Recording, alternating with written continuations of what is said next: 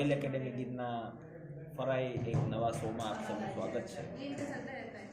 આજે એક સરસ મજાનો ટોપિક ધ્યાનમાં આવ્યો છે અને આપણી સાથે ઉમંગભાઈ ચાવડા અને તજજ્ઞ એવા પરેશભાઈ ભાટિયા ઉપસ્થિત છે. તો આજે થોડીક રસપ્રદ વાતો કરવાની છે આપણે.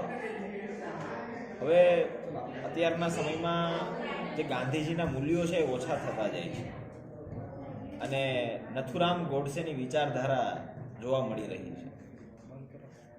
તો યોગીએ કોણ છે, નથુરામ ગોડસે કે પછી ગાંધીજીના મૂલ્યોની જે વાત છે? તો ઉમંગભાઈ અને પરેશભાઈને હું કહીશ કે તમે તમારો શું વિચાર છે આ બાબતે. ઉમંગભાઈ. દેશની આઝાદી મળી તો કેના બળ ઉપર મળી કે કોના પ્રયાસથી મળી એવું કહેવામાં આવે તો દેશની આઝાદી અલગ અલગ ક્રાંતિકારીઓ બધા થઈ ગયા કે જેના દ્વારા આઝાદી દેશને આજે મળી એવું હું અત્યારે જે કાંઈ પુસ્તકો વાંચીએ છીએ કે જે કાંઈ અત્યારે જે આ બહારની દુનિયા છે એના ઇતિહાસ જે લખાયેલા છે એની ઉપરથી આપણને ધ્યાનમાં આવે કે દેશની અંદર અલગ અલગ ક્રાંતિકારીઓ ઘણા બધા જેટલા થઈ ગયા કે અશફાકુલ્લા ખાન હોય, ભગતસિંહ હોય, સુખદેવ હોય, રાજ્યગુરુ હોય, સરદાર વલ્લભભાઈ પટેલ હોય કે પછી મહાત્મા ગાંધીજી હોય, વિનોદ કિનોરીવાલા હોય કે અન્ય ઘણા બધા મહાપુરુષો ક્રાંતિકારીઓ કે જે વીર સાવરકર જેવા જેને પોતાની યુવાની આ દેશની આઝાદી માટે પોતાની યુવાની આપી દીધી એવા અલગ અલગ ક્રાંતિકારીઓ મહાપુરુષો દ્વારા આજે દેશની આઝાદી મળી એવું હું મારા મતે માનું છું. ધન્યવાદ ઉમંગભાઈ. પરેશભાઈ, આપનું શું મંતવ્ય છે આ બાબત પર? કયા વિષય પર સ્પષ્ટતા કરશો જરા? અત્યારે જે હાલના સમયમાં ગાંધીજીના વિચારો કરતાં નથુરામ ગોડસેના વિચારોને વધુ મહત્વ અપાઈ રહ્યું છે એવો માહોલ બની રહ્યો છે. જે યુવાનો છે એ અત્યારે લગભગ એવું કહી શકીએ આપણે કે નથુરામ ગોડસેને વધુ અનુસરે છે. જે સત્ય અને અહિંસાના જે મૂલ્યો હતા એના કરતાં અત્યારે હાથ ચલાવવાની પણ મૂલ્યની વાત કરવામાં આવી રહી છે. તો એના વિશે આપનું શું મંતવ્ય છે? ખૂબ જ સરસ હાર્દિકભાઈ અને રોયલ ગીર એકેડમીનો મને આ સરસ મજાનો મોકો આપવા માટે. ભાઈએ ખૂબ જ સરસ પ્રશ્ન કર્યો અને પ્રશ્ન ખૂબ જ ગંભીર છે કે વર્તમાન જે સમય અને પરિસ્થિતિનું નિર્માણ થઈ રહ્યું છે એ પરિસ્થિતિમાં ક્યાંક ને ક્યાંક જે ગાંધી વિચારધારા છે અને ગાંધીજીનું જે યોગદાન દેશની આઝાદીમાં છે એના વિશે યુવાઓના મનમાં અને સમગ્ર દેશના લોકોમાં પ્રશ્નો થઈ રહ્યા છે. અને ક્યાંક ને ક્યાંક જે નથુરામ ગોડસેની વિચારધારા છે એ વધારે મહત્વકાંક્ષા ધરાવતી જાય છે એના ઉદાહરણો આપણે ઘણા સમયથી જોઈ રહ્યા છીએ. છેલ્લી 30 જાન્યુઆરીના ગાંધી નિર્માણ દિવસના રોજ નથુરામ ગોડસેની મૂર્તિને પૂજા કરવામાં આવે છે. એવા કેટલા બધા ઉદાહરણો આપણે દેશમાં જોઈ શકીએ છીએ કે જેના દ્વારા એ વાત સ્પષ્ટ થઈ રહી છે કે ક્યાંક ને ક્યાંક વર્તમાનમાં ગાંધી વિચારધારા ઉપર ગોડસેની વિચારધારા આવી થઈ રહી છે. ઇવન બોલિવૂડમાં પણ શાયદ મૂવી એવી આવી રહી છે. સ્પષ્ટ માહિતી મને નથી, મને એટલો રસ નથી, પણ એ વાત ચોક્કસ છે. વાત એ છે કે જે હું માનું છું કે યુવાઓને જે એક વસ્તુ સિમ્પલ એટલી છે કે આપણે વાસ્તવિકતા સત્ય શું છે ક્યારે ખબર પડે.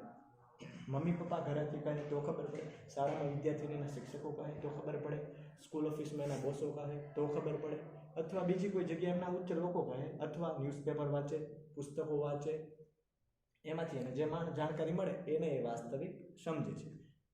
ઇતિહાસના વિદ્યાર્થી તરીકે મેં એ વાત સમજી લીધી છે સમય સાથે. ઇતિહાસ જેવો રચવો હોય ને એવો રચાય. એ પછી પહેલાંના સમયમાં લોકોએ પોતાની અનુસાર જ ઇતિહાસ રચ્યો છે, 100% એમાં કોઈ ડાઉટ નથી આપણે. તેમજ અત્યારના લોકો પણ અત્યારની જે વિચારધારા છે એ પણ પોતાની રીતે જ ઇતિહાસ લખશે. આજે સવારથી સાંજ તમે જે જોઈ રહ્યા છો તમને એ જ સાચું લાગશે ને, કેમ કે હકીકત શું છે એ આપણે ખબર પડતી નથી. આઝાદીની વાત કરીએ તો આપણે ગાંધીજીને લોકો જે ગોડસે વિચારધારાનો એવો વિરોધ છે અથવા ભગતસિંહની વિચારધારાનો કે ગાંધીજી એકનું જ નામ શું કામ, કે આપણે એમને જ વધુ શું કામ માનવું.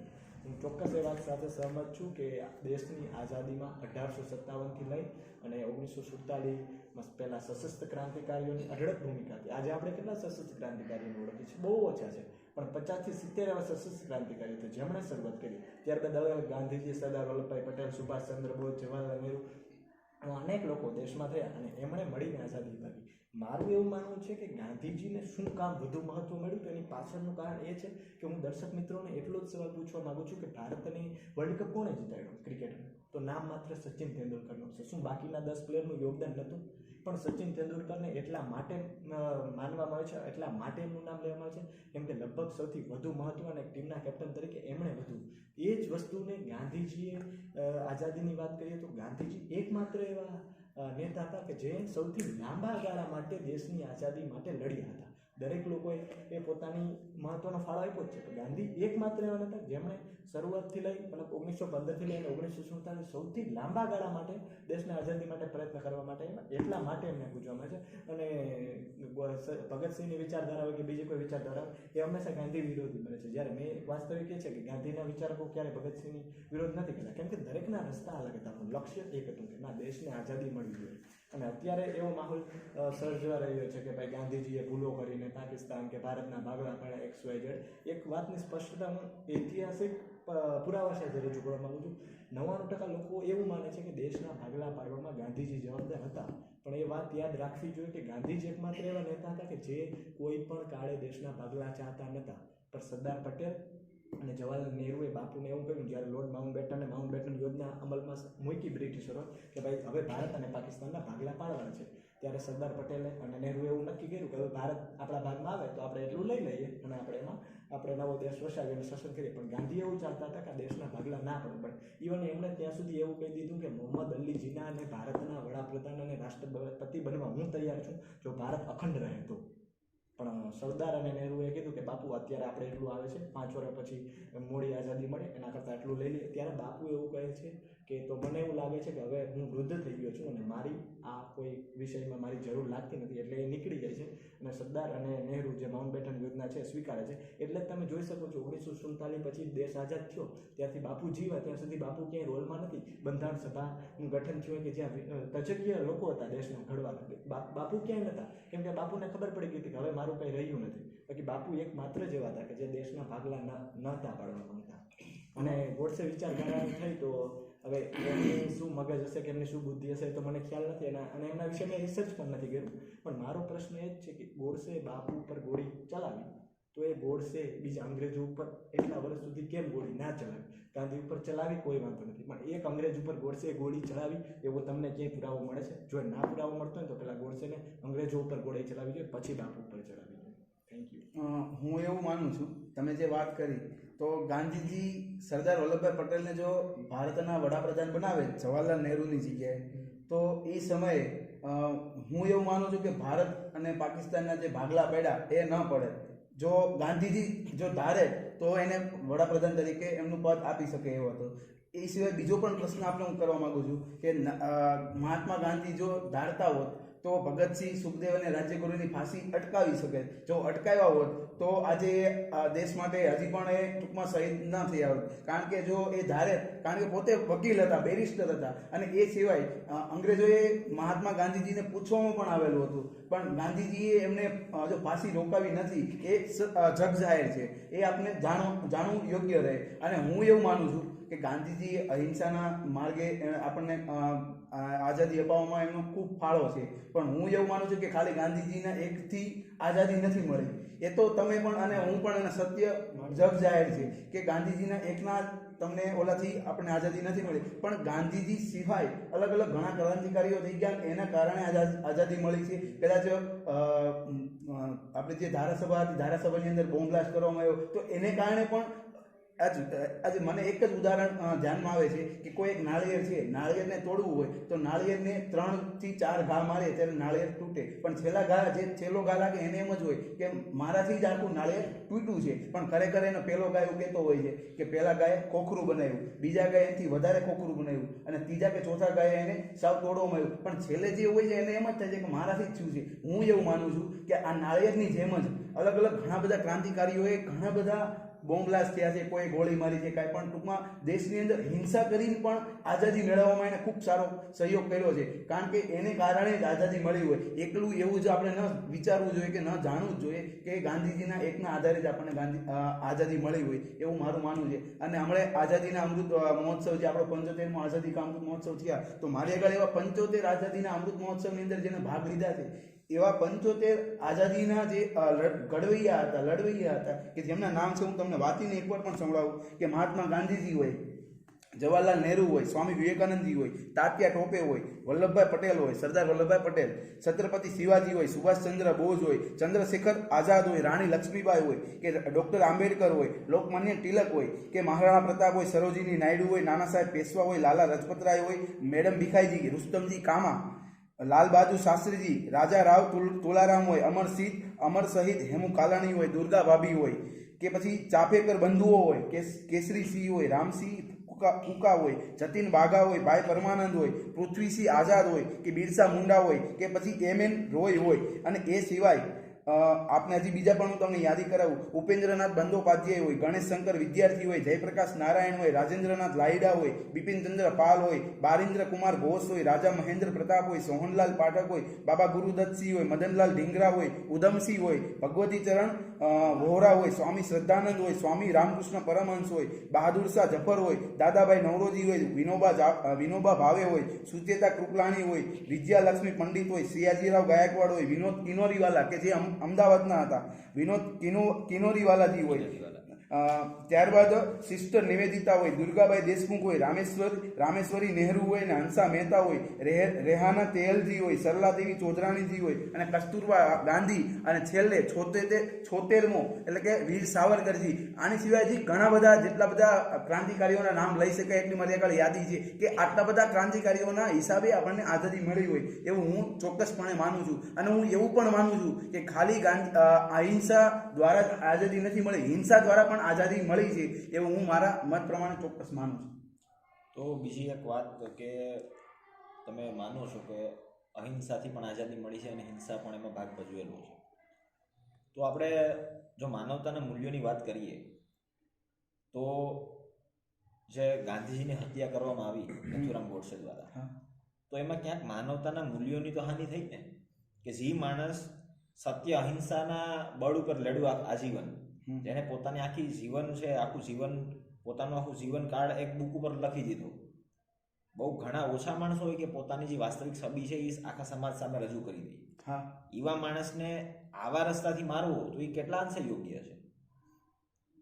આપણી વાત 100% સાચી છે કે જે અહિંસાને એનું જીવન માનતા હોય અને સત્યના પ્રયોગો એમની પોતાની આત્મકથાની અંદર પોતે દારૂ પીતા હતા, કે પંચર કોઈની સાયકલમાં હવા કાઢી નાખતા હતા, કે અલગ અલગ પોતાના જીવનના જે કાંઈ તથ્યો છે. આજે સ્વાભાવિક છે કે આપણે કોઈ પણ રાજકારણી લોકોને જોઈ લે, કોઈ બિઝનેસમેનને જોઈ લે કે પોતાની નાનકડી એવી ભૂલ હોય, પોતાની અંદરની ખરાબ ટેવ હોય તો એ બહાર દેખાડતા બહુ અચકાતા હોય. ને હાલના આપણા જે વડાપ્રધાન નરેન્દ્રભાઈ મોદી છે તો આપણે એને જોઈ શકીએ છીએ કે કોઈ પણ કંઈક પોતાના પ્રવાસની અંદર જતા હોય અને આમ દાદરો ચડતા ચડતા એ હેઠા પડી જાય છે તો તરત પોતે ઊભા થઈ જાય છે. કે અત્યારે હાલમાં જે આપણા કેન્દ્રીય મંત્રીની અંદર છે અનુરાગસિંહ ઠાકુર, કે જેઓ પોતે એક અમે કાર્યક્રમમાં એમને જોયેલા કે પુસ્તકોથી એમ અલગ અલગ જે એવોર્ડ વિજેતાઓનું સન્માન કરવાનું હતું, તો પોતે એ પુસ્તકોને લઈ અને જે નાના જે શું કહેવાય આપણે રાજ્યપાલજી છે તો એને પોતે રાજ્યપાલજીને પોતે આપતા હતા, પોતે કેન્દ્રીય મંત્રી હોવા છતાં, અને એનું સન્માન થતું હતું. તો પોતે ભલે કેન્દ્રીય મંત્રી તરીકે છે પણ પોતાના જે ગુણ છે, અંદરના જેના ઘરના સંસ્કાર છે એ પોતે દેખાડતા હતા. એટલે મને એવું લાગ્યું કે અંદરની જે ભાવ છે, અંદરના જે આપણા ખરાબ ટેવો છે તે બહાર દેખાડવા એ એક ઘરનું સંસ્કારનું કામ છે. અને એવું ગાંધીજીની અંદર હતું, હું એવો સ્પષ્ટપણે માનું છું. પણ કદાચ નથુરામ ગોડસે છે એની કંઈક અલગ વિચારધારા છે, અને નથુરામ ગોડસેની વિચારધારા દ્વારા તેણે પોતે જે ભલે કદાચ આપણે એવું માનીએ કે અહિંસા દ્વારા જ ગાંધીજી આઝાદી અપાવી, પણ એ નથુરામ ગોડસેની કંઈક વિચારધારા છે પોતાના. આ સ્વાભાવિક છે કે કોઈ એમ કે રામ સારા કે રાવણ સારા, તો આવો પ્રશ્ન કરે તો રામના જ બધા ગુણ સારા બોલવાના છે, પણ રાવણના ગુણ ઘણા બધા સારા હતા એ આપણે ક્યારેય જોતા જ નથી. આજે આપણો દુશ્મન છે, દુશ્મનના આપણે ખરેખર તો દુશ્મન જેવો હોય ને, દુશ્મનનો આખો એનું જીવન ચરિત્ર સાંભળવું જોઈએ, વાંચવું જોઈએ, કે આપણને ખબર પડે. આજે મને જેમ કહી છે મારે કે ભાઈ રાવણ ખરાબ હતો, રાવણ અભિમાની હતો, તો બસ હું એટલું જ માની લે. રાવણના અલગ અલગ સારા ગુણ તો હશે ને.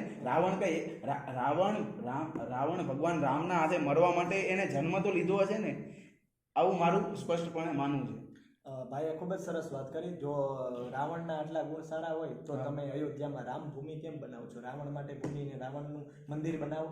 પણ મહત્વ એ છે કે મંદિર રામનું બન્યું છે. મંદિર રામનું એટલા માટે બન્યું છે કે ક્યાંક રાવણ કરતાં રામ ચડિયાતો છે, રાવણ કરતાં રામના મૂલ્યો સારા છે, રાવણ કરતાં રામ શ્રેષ્ઠ છે. એટલા માટે રામનું મહત્વ છે. એનો હું સ્પષ્ટપણે તમને જવાબ આપું કે તમે એમ કહેતા હોય કે રાવણનું મંદિર કેમ ન બનાવ્યું ને ભગવાન શ્રી રામનું મંદિર જ કેમ બનાવ્યું અને તે અયોધ્યામાં જ શું કામ બનાવ્યું, કે આનો એક મોરારી બાપુને આપકી અદાલતની અંદર એમને પ્રશ્ન શ્વાસ લેવા માટે એને પ્રશ્ન પૂછવામાં આવે છે કે તમે સાયકલ લઈને જાઓ છો, સાયકલની અંદર હવા નીકળી જાય તો હવા પુરાવા તમારે ક્યાં જવું પડે? કે અબ્દુલભાઈની સાયકલની દુકાને જ જવું પડે.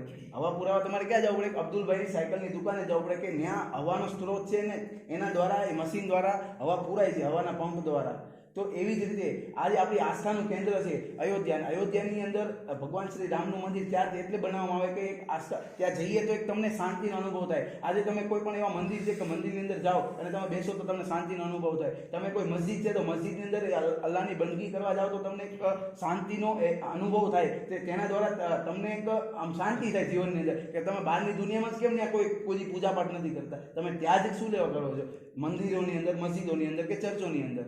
પ્રશ્ન એ છે કે રામ કરતા રાવણને મહત્વ ધર્મ કેમ નથી આપતો? એ પણ એક બ્રાહ્મણ હતા, એટલા કહેવાય ને કે પ્યોર ધર્મવાદી એટલા હતા એમ. તો પણ રામને તમે રાવણને ક્યારેય પૂછો છો? હા, હું પૂછો છો? મને નથી પૂછતો. ઓકે, નથી પૂછતા. શું કામ નથી પૂછતા? રાવણને હું નથી પૂછતો કારણ કે રામ છે મર્યાદા પુરુષોત્તમ રામ છે અને પૂર્ણ પુરુષોત્તમ ભગવાન શ્રી કૃષ્ણ છે. આની બેની સિવાય મને અને જો ભગવાન રામને જે પૂજવાનું હોય તો ભગવાન રામની અંદર એના રાવણ કરતા ઘણા બધા સારા ગુણો છે. એટલા માટે જ ભગવાન રામને આપણે પૂજીએ છીએ. અને તમે જો વિચારતા હોય તો રાવણ છે તો રાવણની અંદર અમુક ચારિત્રના ગુણ ઓછા હતા. આજે આપણો સમાજ છે, સમાજની અંદર ઘણા બધા વ્યક્તિઓ છે, કદાચ દારૂ પીતા હોય તો ચાલે, પણ એ વ્યક્તિનું ચારિત્ર નબળું, તો ચારિત્ર નબળું એટલે એ વ્યક્તિ ક્યાંય ચાલે નહીં. એવું આજનો જે સમાજ છે એ સમાજ એક એની વ્યાખ્યા આપે છે કે વ્યક્તિની અંદર ચારિત્ર મહાન તો એ વ્યક્તિ મહાન. ભલે કદાચ વ્યક્તિમાં બીજા બધા ગમે એટલા દુર્ગુણ હોય, પણ વ્યક્તિનું ચારિત્ર સારું તો વ્યક્તિ સારો. આવા જ આપણે ઉદ્દેશ્યોને લઈને હાલતા હોઈએ છીએ બધા, આપણો સમાજ આખો. સરસ વાત કરી. બીજી એક વસ્તુ છે કે ગાંધીજીના જીવનમાં આપણે જોવા મળે છે કે કોઈ પણ એને યોગ્ય ન લાગે, કોઈ વાત એને ન યોગ્ય લાગતી ત્યારે ઉપવાસ કરવા બેસી જતા. તો કોઈ ઉપર પોતાના નિયમો થોપી દેવા એ પણ એક યોગ્ય નથી. કેમ કે ગાંધીજીના જીવનમાં તમે જોવો તો ઘણા બધા એવી વસ્તુ છે કે એને યોગ્ય ન લાગે એટલે એ ઉપવાસ પર બેસી જાય. અને બીજા ઉપર જેવી રીતે બંદૂકની ગોળીથી કોઈ માણસને આપણે કોઈ વસ્તુ મનાવવા માટે કરતા હોય તો એને જેટલું જ આપણ કહેવાય, તો એ કેટલું યોગ્ય હતું ગાંધીજીના જીવનમાં?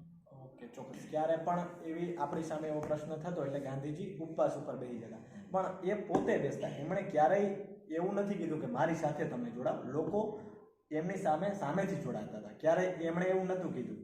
અથવા જે આઝાદી માટે એમને એક પ્રયત્ન એવો કરતો કે ભાઈ અહિંસક આઝાદી હોવી જોઈએ, પણ એ પોતે બેસી જતા અને પોતાના જે પેલા મહેનત મતલબ એનો જુસ્સો જોઈ અને લોકો પ્રેરાતા અને એટલા માટે લોકો એની સાથે જોડાતા હતા. મારું એવું માનવું છે. એનું તમને એક ઉદાહરણ આપું કે જ્યારે ડૉક્ટર બાબા સાહેબ આંબેડકરે અલગ મતદાર મંડળ માંગ્યું, કેમ કે એનું કારણ એ હતું કે સમાજમાં જે અમુક જે સમાજના વર્ગોનું શોષણ થતું, દબાવવામાં આવતા હતા, તો એ બધા શિક્ષિત થતા હતા તો એમાં સુધારો નહોતો આવતો. બાબા સાહેબનું મંતવ્ય એમ હતું કે ભાઈ અલગ મતદાર મંડળને આપી દો. તો ત્યારે ગાંધીજી જેલમાં હતા અને ત્યારે એને ના પાડી હતી, એને આમરણના ઉપવાસ ઉપર બેઠેલા. તમે જે વાત કરી ને એને પુના પેક્ટ કહેવાય છે, પુના કરાર. એ વખતની વાત છે કે 1919માં મોન્ટેસ્ક્યુ ચેમ્સફોર્ડ સુધારા આવ્યા અને એમાં મતલબ મોન્ટેસ્ક્યુ ચેમ્સફોર્ડ 99% શ્યોર છું. તો સૌથી પહેલાં ખાલી મુસ્લિમો માટે અલગ મતદાર મંડળ અંગ્રેજોએ એક્સેપ્ટ કર્યું હતું. ત્યારબાદ જે કહેવાય ને SC ST એના માટે SC ST બાબા આંબેડકર સાહેબે રજૂઆત કરી કે અમારે પણ આ સમાજના નબળા વર્ગો છે એના માટે સ્પેશિયલ મતદાર મંડળ જોઈએ છે, એટલે એવી જગ્યા કે જ્યાં માત્ર ઉમેદવાર એનો જ હોય અને એના જ લોકો એને વોટ કાસ્ટ કરે છે. જ્યારે આ વાતનો પ્રસ્તાવ આંબેડકરે અંગ્રેજો સમક્ષ રાખ્યો અને અંગ્રેજો એ વાતને સ્વીકારવા તૈયાર હતા, ત્યારે ગાંધીજી આ વાતથી અસહમત થયા. હવે એ પાછળનું કારણ ગાંધીજીનું એવું માનવું હતું, કદાચ બની શકે કે એમનો નિર્ણય ખોટો પણ હોય, પણ એ સમયે એમનું એવું માનવું હતું કે પહેલાં મુસ્લિમોને અધિકાર આપ્યો અંગ્રેજો, ત્યારબાદ SC STને આપે તો જે હિન્દુ સમાજ છે, હિન્દુ ધર્મ છે, એ ક્યાંક ને ક્યાંક વિખોટો પડી જશે, અલગ પડી જશે. એટલા માટે એ હિન્દુ ધર્મના ભાગલા નતા પાડવા માંગતા, એટલા માટે પણ ક્યાંક SC ST સમાજ માટે ખૂબ જરૂરી હતું અલગ મતદાર મંડળ. મારું પર્સનલ પણ એવું માનવું છે. પણ ગાંધીજીએ જે તે સમયે એવો નિર્ણય એટલા માટે કર્યો કે ભાઈ જો આ તમે અલગ મતદાર મળશે તો હું આ માણસ ઉપવાસ ઉપર બેસી જાય, અને પછી એ ઉપવાસ ઉપર બેસી જાય છે અને પછી આંબેડકર સાથે બેસી અને એ કરાર કરે છે, જેને પૂના પેક્ટ તરીકે અથવા પૂના કરાર તરીકે ઓળખવામાં આવે છે.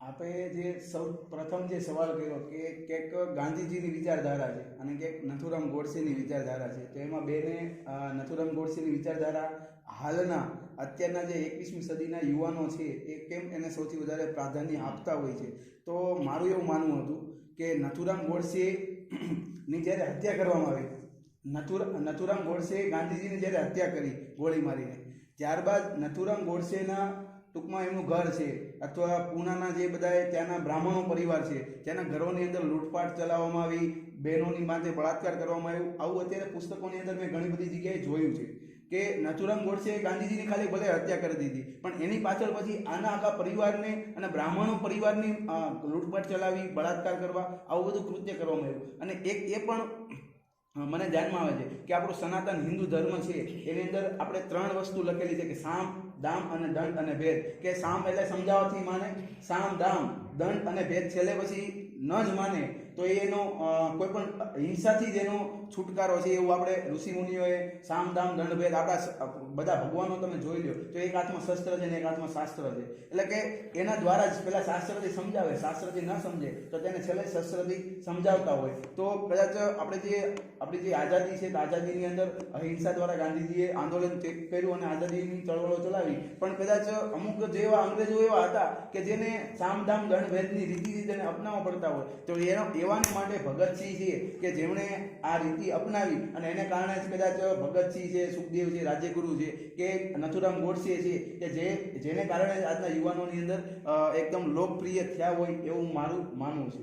પહેલો પ્રશ્ન એ કે જે રીતે સુખદેવ, ભગતસિંહ ક્રાંતિકારી પ્રવૃત્તિઓ દ્વારા અંગ્રેજો સામે લડત લડી અને દેશને આઝાદી માટેનું ખૂબ જ મહત્વનું યોગદાન આપ્યું, પણ ગોડસેએ શું યોગદાન આપ્યું? પહેલો પ્રશ્ન કઈ આપણે ઇતિહાસનો એવા પુરાવા મળે છે કે ગોડસો વિરોધ કરવા ગયા હતા કે ગોડસે અંગ્રેજો વિરુદ્ધ આ કર્યું, એવા પુરાવા? નંબર પ્રશ્ન. બીજો પ્રશ્ન થોડા આની પહેલાના પ્રશ્નમાં ભાઈ એવું કીધું હતું ગાંધીજી ભગતસિંહ, સુખદેવ અને રાજગુરુની ફાંસી રોકાવી શકતા હતા. તમે પ્રોપર ઇતિહાસ વાંચજો, તમને ખબર પડશે.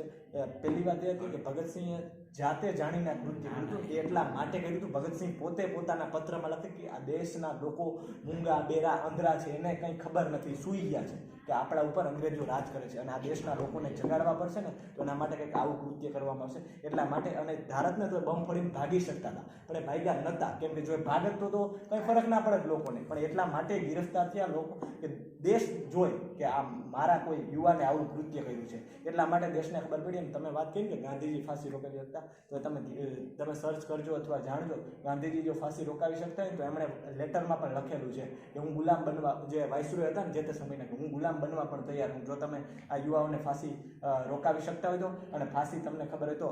અને જો એ જ દિવસે ફાંસી અપાણી હોત ને તો ઓલરેડી ફાંસી અપાત જ નહીં, પણ આ તો અંગ્રેજોએ એક દિવસ અગાઉ ફાંસી એટલા માટે આપી દીધી, એમને ખબર પડી ગઈ હતી કે હવે દેશની અંદર ઉથલપાથલ થઈ ગયા, દેશ હવે જાગી ગયો છે અને કાલે ફાંસી આપશે ને તો ફાંસી આપવા નહીં દેશે, બધા લોકો પહોંચી જશે, એટલા માટે એક દિવસ અગાઉ ફાંસી. અને આજના યુવાનોને એક આ પણ પ્રશ્ન થાય છે, આજના યુવાનો તરફથી હું તમને પૂછવા માંગુ છું કે ગાંધીજી જે બકરીને જે દોરીથી બાંધી રાખતા હતા એ દોરી આજની તારીખમાં સાચવવામાં આવેલી છે, પણ જ્યારે ભગતસિંહ, સુખદેવ અને રાજ્યગુરુને જે ફાંસીને માથે ચડાવી દીધા છે દોરીથી, એ દોરી હજી ક્યાં છે? એ દોરી ક્યાંય જડતી નથી. આવું અન્યાય શું લેવા કે ગાંધીજીએ દેશ માટે આઝાદી કરવા માટે એને ઘણું પોતાનું જીવન આપી દીધું, તો સામે ભગતસિંહ, સુખદેવ અને રાજ્યગુરુએ પોતાનું જીવન આપ્યું, તો એના કઈ આવી કોઈ વસ્તુ એને સાચવવામાં નથી આવી અને ગાંધીજીની બકરી બાંધતા હોય એ દોરીને સાચવવામાં આવે છે. ચોક્કસ, ખૂબ જ સરસ પ્રશ્ન છે. એ તો આપણે જાણીએ જ છીએ કે આઝાદીથી લઈ અને અત્યાર સુધી ક્યાંક ને ક્યાંક ગાંધીવાદી વિચારધારા અથવા અમુક લોકો જે યોગદાન આપ્યું એને વધુ સરકાર દ્વારા પ્રોત્સાહન આપવામાં આવ્યું છે. એની પાછળનું મેં તમને કારણ જ કીધું કે જેની સત્તા હોય એનો ઇતિહાસ રચાય છે.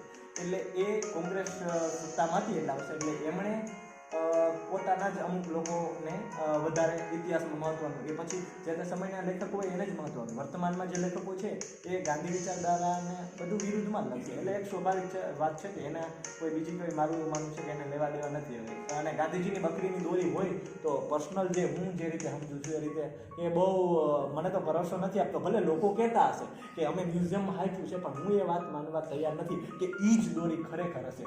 એ ઉપસાવવા માટે તો આજે તમારો જે પ્રશ્ન છે, તો આજે કદાચ ઉદયપુરની અંદર જઈએ તો ઉદયપુરની અંદર મહારાણા પ્રતાપનો બખ્તર, એમનું ભાલું કે એમના શસ્ત્રો છે, તલવાર છે, કે એ આજ સુધી જો સચવાની હોય, તો જો તમે એવું કીધું કે એ જ દોરી નથી એવું તમને એવું લાગે છે, તો તમે એમ કાલ સવારે કહી શકશો કે મહારાણા પ્રતાપનું કે આ શસ્ત્ર કે શાસ્ત્ર જે એમનું છે કે તલવાર છે, બખ્તર છે, એ નહીં હોય. તમે કદાચ કાલ સવારે આવો પ્રશ્ન ઉઠાવી પણ શકશો. પણ દોરીમાં અને તોપમાં અને શસ્ત્ર શાસ્ત્રોમાં ફરક હોય છે. એટલે આજે તમે જો આવું બોલી શકતા હોય કે આજે જો એ દોરી નહીં હોય એવું કેમ કે હું ઇતિહાસ ભણ્યો, તમે કાલ સવારે એવું પણ બોલી શકશો કે બોલી શકું. તલવાર કે એ બખ્તર નથી, તમે આવું જ કહી શકો. કેમ કે મેં પ્રોપર ઇતિહાસ ભણ્યો છે. અને એક સ્પષ્ટ વાત કરું, તમે ધારો ને તો અહીંયા 5 કિલોમીટર નીચેથી આશ્રમના છે ને પુરાવા ધારે તો સરકાર રજૂ કરી હતી, અને એવું તમને વાસ્તવિક એવું લાગશે કે વર્ષો 5000 વર્ષ પહેલા અહીંયા છે ને હિન્દુ ધર્મનું આ હતું, ઇતિહાસ ધારે ને એવું બનાવી શકાય. ઇતિહાસમાં ઇતિહાસમાં લખાય છે કે ઇતિહાસ કઈ રીતે લખવો ને મારી વાત હું જણાવું. જો તમે આવું જો કહેતા હોય તો આજે અયોધ્યાની અંદર રામ મંદિરનો સુપ્રીમ કોર્ટે ચુકાદો આપ્યો, કે સુપ્રીમ કોર્ટે કયા આધારે ચુકાદો આપ્યો એ તો મને ખબર નથી, પણ જ્યારે એનું પુરાતન શાસ્ત્રના દ્વારા અંદર ખોદવામાં આવ્યું ત્યારથી અંદરથી અને અલગ અલગ બધા જે વસ્તુઓ નીકળી એને આધારે પણ કદાચ એને પુરાવો આપી દીધો હોય. અને એવું ને એવું અત્યારે જે કાશી મથુરા, જે કાશીની અંદર પણ જે મહાદેવજીનું જે મંદિર છે ત્યાં જે પોઠીઓ છે, તે પોઠિયાનું હિન્દુ શાસ્ત્રનો એવો નિયમ હોય કે જે પોઠિયાનું જે બાજુ જેનું મુખ હોય એ મુખની બાજુ મહાદેવજીની લિંગ હોય, બરોબર. તો જે મસ્જિદ હતી, મસ્જિદની અંદર જે પાણી જે મુસ્લિમ જે લોકો હોય ભાઈઓ, એ લોકોને હાથ પગ ધોતા હોય, એ હાથ પગ ધોતા જે જગ્યા હતી એની અંદરથી શિવલિંગ નીકળી છે એવું હમણાં કોર્ટની અંદર જાણવા મળ્યું છે. ને ત્યાંના નગર નિગમના જે લોકો છે તે લોકોએ સાફસૂફ કરી અને અંદર પાણીની અંદરથી લિંક નીકળી છે આવું હમણાં જાણવા મળ્યું છે. અને આગળનો ચુકાદો સુપ્રીમ કોર્ટ જ આપશે જે કાંઈ હશે, અને આપણે સર્વમાન્ય જ રાખવો પડશે. એ તો આપણો દેશ લોકશાહી ને બંધારણ દેશ છે, એટલે સુપ્રીમ કોર્ટ એક સરકારનો અંગ કહેવાય, ત્રણ મહત્વ. એટલા અને બીજું તમે જે કીધું કે જે લોકો સત્તામાં હોય એનો જ ઇતિહાસ લખાય, બરોબર છે. તો જે લોકો સત્તામાં હતા, ગાંધીજી કે જે લોકો સત્તામાં હતા, તો એનો જ ઇતિહાસ લખાણો, તમે એવું માનો છો? તો આજના યુવાનો કેમ નથુરામ ગોડસેને પ્રાધાન્ય આપે? કે નથુરામ ગોડસે ભલે એની હત્યા કરી હતી, પણ આજના યુવાનો કેમ નથુરામ ગોડસેને પ્રાધાન્ય આપે? કેમ કે અત્યારે ગાંધીનો સત્તા નથી, અને બીજું એક કારણ વિચારધારા લોકો સત્તામાં અત્યારે કહીએ તો અત્યારનું રાજકારણ છે લીધે નથી ને તો રાજકારણ લીધે છો. તો તમે એવું કહેશો કે ભાજપના લોકો છે નથુરામ ગોડસેની વિચારધારાના લોકો છે એવું તમે હું નથી કહેતો. હું એવું તમે એમ કહેશો કે ગાંધીવાદી લોકો અત્યારે પુરાવા મારી પાસે નથી એટલે હું ના કહી શકું. તમે લોકો એમ કહેશો કે ગાંધીવાદી વિચારધારા વાળા લોકો સત્તામાં નથી, તો ભારતીય જનતા પાર્ટીની સરકાર જો અત્યારે દેશની અંદર સત્તામાં છે તો તમે એવું કહેશો ને કે નથુરામ ગોડસેની સરકાર? હું એવું કહી ના શકું, પણ મેં અમુક લોકો સંઘના લોકોના મેં સ્ટેટસ જોયા છે કે જે નથુરામ ગોડસેના ખૂબ જ વખાણ કરતા હોય છે. મેં એટલા પુરાવા જોયા છે એટલે કહી શકું. હું ભારતીય જનતા પાર્ટી અને નથુરામ ગોડસેનું કોઈ ઓફિશિયલ રિલેશન હોય એવું મને ખ્યાલ આવતો નથી, અને એની પાસે મારી પાસે પુરાવા નથી, એટલે હું કહેવા માટે યોગ્ય નથી ગણતો. એટલે આપણે અત્યારે જે રાજકારણ છે એ ખરેખર યુવાનોને જે યોગ્ય માર્ગે જવું હોય એને ભટકાવવા માટે આવા બધા પેતરા અજમાવીને બ્રેઇન વોશ કરી દે એવું તમને લાગે છે? ચોક્કસ એવું લાગે છે, કેમ કે વર્તમાન આપણે છેલ્લા અમુક સમયથી જોઈએ તો જે મહત્વના મુદ્દા હોય એના વિષય ઉપર ક્યારેય ચર્ચા થતી નથી. વર્તમાન મીડિયા ડિબેટો અત્યારે આના ઉપર જ ચાલે. વર્તમાનનું તમે મીડિયા જોયું, મીડિયાની અંદર જે ડિબેટો થાય છે ને એકદમ ભડકાવ અને એકદમ કહેવાય ને કે નફરતની જ વાતો થાય છે. પ્રેમ ને લાગણી છે ને આજે તમે ન્યૂઝપેપર કોઈ વાંચજો, એક રિયાલિટી સાથે ઓન ફેક્ટ આજની જ વાત કરું, આજનું ન્યૂઝપેપર ગુજરાતી કોઈ તમે ઉઠાવજો, એની અંદર 50 સમાચાર હશે ને તો 45 સમાચાર કોઈ મરણ, મૃત્યુ, ઝઘડા કે આ 5 સારા સમાચાર માત્ર હશે. આ સમાચાર જ્યારે નફરત પ્રેમમાં બદલાશે ત્યારે મને એવું લાગે છે કે યુવાનોની અંદર પ્રેમ અને લાગણી કરી શકે. એટલા માટે કદાચ લોકો અને એ પ્રેમ અને લાગણી લાવવા માટે દેશમાં શું પરિવર્તનની જરૂર છે? પરિવર્તનની એ જરૂર છે કે યુવાઓને ખરેખર રિયાલિટી અથવા કહેવાય કે નૈતિકતા અને શું છે ને એ આપવું જરૂર છે. ને એ અપાશે ત્યારે જ કે જ્યારે એવા લોકો ઉપર સત્તામાં હશે. હવે જ્યાં સુધી એવા લોકો સત્તામાં નહીં હોય ત્યાં સુધી એ આપવું શક્ય નથી. કેમ કે તમને પહેલેથી ખબર હશે કે મતલબ પેલાનું આપણે કહેવાય ને કે આપણે પણ સત્તા કોઈ પણ સત્તા બને, કોઈ વડાપ્રધાન બને, મુખ્યમંત્રી બને, તો લોકશાહી દેશ છે, તો બધાય પોતે જ પસંદ કરે, પોતે જ પસંદ તો જો યોગ્ય ન હોય કોઈ ઉમેદવાર તો પછી શા માટે એને પસંદ કરે? વાત મેં સવારે જ પ્રાર્થનામાં કરેલી છે કે આ દેશમાં 100 લોકો છે, 60% મતદાન થાય છે, 60%માંથી એક પક્ષ જેને 25 મત મળે છે એ 25 મત શાસન કરે છે. ભલે 25 લોકો સૌથી વધુ એને પસંદ કરે છે, પણ 75 લોકો એને પસંદ કરતા નથી, એ પણ એક હકીકત છે. પણ તો એ શા માટે વોટિંગ નથી કરતા? એ ક્યાં વોટિંગ નથી કરતા? કેમ કે એમને રાજકારણમાં ભરોસો નથી. આજે 40-45% લોકો એવા છે કે એવું માને છે કે કોઈ પણ અમને ફરક નથી પડતો, કે ભાઈ કોઈ પણ સત્તામાં આવે એવું.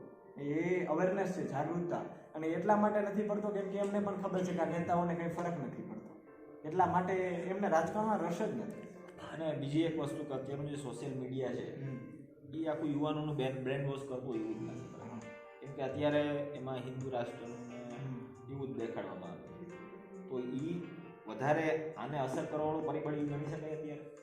એટલે એક વાત તો નક્કી છે કે છેલ્લા ઘણા સમયથી ટૂંકમાં જે ધાર્મિક જે કહેવાય ને કે ભેદભાવ ને ધાર્મિકનું એ વધતું જાય છે. એની પાછળ સોશિયલ મીડિયા પણ જવાબદાર છે, અમુક સંગઠનો ને અમુક લોકો પણ જવાબદાર છે.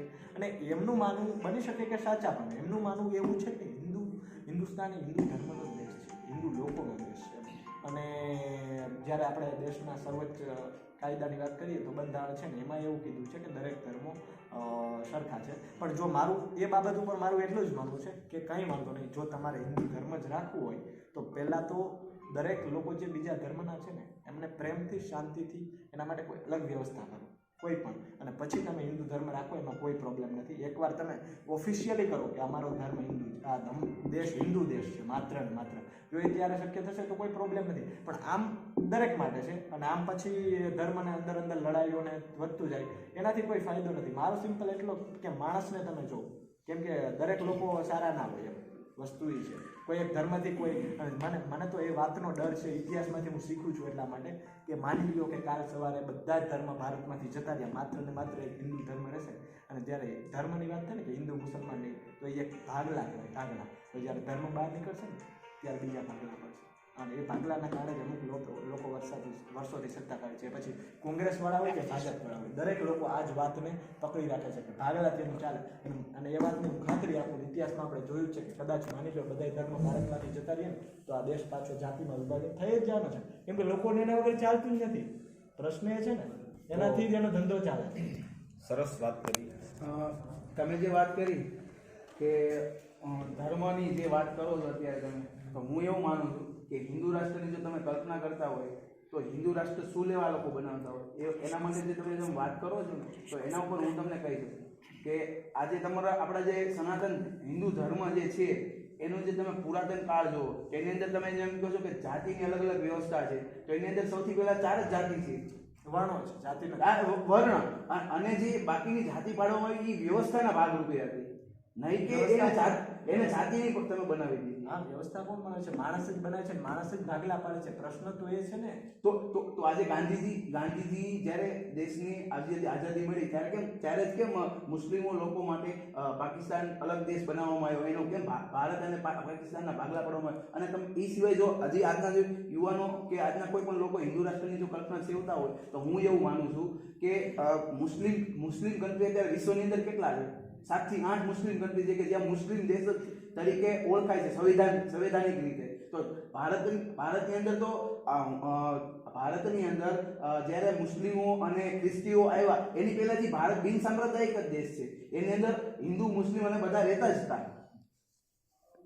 તો તમે જે વાત કરો છો કે ભારતની અંદર સનાતન હિન્દુ ધર્મના લોકો રહેતા હતા, તો ભારત બિન સાંપ્રદાયિક દેશ છે એવું મેં બુકની અંદર પણ વાંચેલું છે.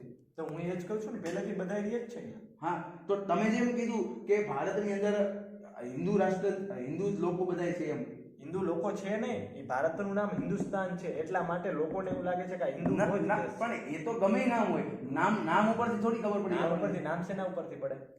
એનું અને જે વાત અને જે કરી. અને જે તમે રાજકારણની અમને જે વાત કરી કે સત્તા ઉપર જે અત્યારે કોઈ પણ આવી જાય છે ટીવી માધ્યમની અંદર પણ તો હું તો એમ આજે આપણે આની પહેલાનો જે વિડીયો બનાવ્યો એની અંદર પણ મેં તમને વાત કરી હતી કે તમે જેવું કીધું હતું કે અભણ લોકો સત્તાની અંદર આવી જાય છે અને તેઓ નેતા બની જતા હોય છે. તો અભણ લોકોને જ્યારે નીચેના લોકો જનતા એને ચાહે છે, એને મત આપે છે, ત્યારે જે લોકો સત્તા ઉપર આવે છે ને ભલે કદાચ 25% ઉપર આવે પણ એ 25% વોટ બેંકને કારણે એ સત્તામાં આવે છે. એને લોકો ચાહે છે ત્યારે આવે છે ને.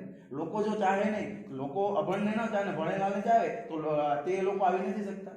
લોકો ચાહે અને ચાહડવા એ બેમાં ફરક નહીં. ગ્રાઉન્ડ ઉપર વાસ્તવિક પરિસ્થિતિ જોજો. હું ગામડામાં રહું છું, મને ખબર હું ગામડાનો જ વ્યક્તિ છું. કે કેવા પ્રકારના ટૂંકમાં આવે કે આમને જ મત આપવાના છે, જો આ નહીં આપો. અને તમે હું એ વાતની પુરાવા સાથે કહું કે આ ચૂંટણીમાં મતદાન થયું હોય અને મારા ગામના બૂથમાં કોંગ્રેસ પક્ષને વધુ મત ગયા હોય અને ભાજપ પક્ષને ઓછા મત ગયા હોય અને જ્યારે આવનારા 1-2 વર્ષમાં જ્યારે 5 વર્ષનો ગાળો હોય ચૂંટાઈ ગયા બીજો પક્ષ, પણ અમારા ગામમાં એથી અલગ પક્ષને વધુ મતદાન છે.